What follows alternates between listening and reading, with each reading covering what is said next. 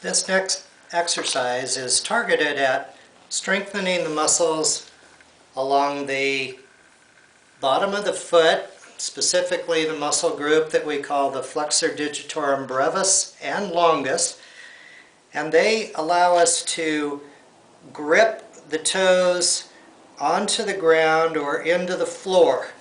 And these are very important muscles to be strong, and this exercise can have both a therapeutic benefit and a preventive benefit for metatarsal stress fractures, plantar fasciitis, and Achilles tendonitis.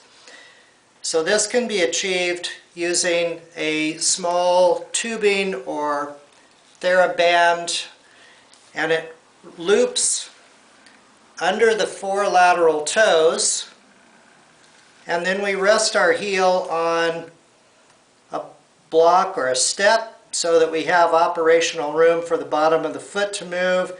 And the exercise is to put tension on the tubing and curl the toes downward. Now, as they go downward, they'll be resisted by the tubing, and what we should feel is the muscles along the bottom of the foot in the area that we call the plantar region, they should be contracting, and you'll feel the muscles along the bottom of the foot activating to create this downward pulling of the toes. So this is the exercise. Essentially, we're tightening all of the muscles here in the effort to pull the toes downward, and we're not targeting bending the ankle, so ignore any movement that you see there. It's about curling the toes kind of into the floor if you were standing on it.